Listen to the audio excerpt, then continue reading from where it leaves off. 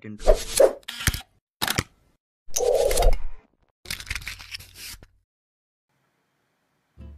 Hi everyone, for today I will teach you how to install Windows 7 in Windows using VirtualBox. First is, download nyo muna yung VirtualBox sa oracle.com. This one, Oracle VM VirtualBox Base Packages.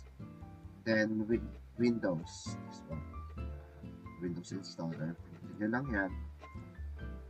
Then automatic download na. In this case, in my case, explain kasi na-download ko na siya. Then, after that, install nyo din to Windows 7. Ito, pindutin nyo lang tong ISO image. Then, automatic mag-download na din siya. Dahil dyan, naka-install na rin yan sa akin. So, after nyo ma-install yan, punta kayo sa VirtualBox.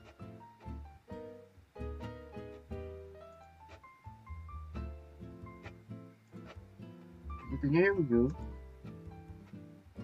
name, Windows 7, then sa ISO image, pinutin nyo lang to Win7 dahil ito yung dinownload nyo kanina.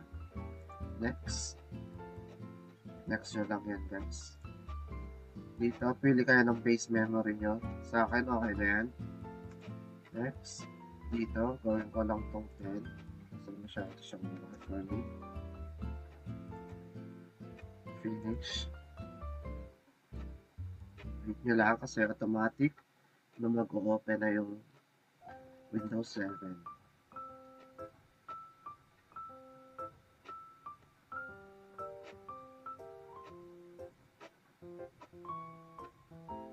Maximize na lang.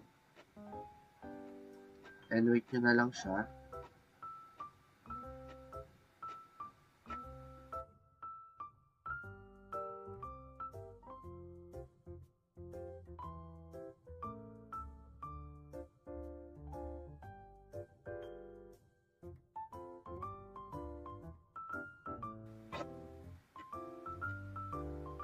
Tapos ito, mag-installing Windows. Wait lang din natin ito. Then after that,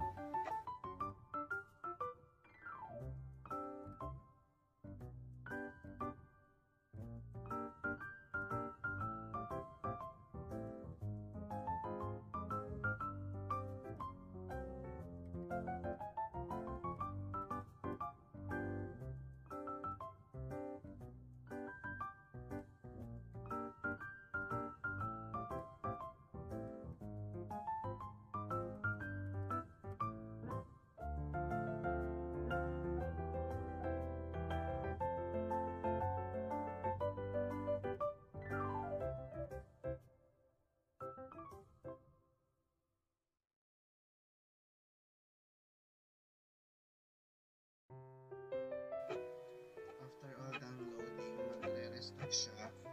Then, okay na yung ating Windows 7. Bigyan lang siya sa setup is register settings.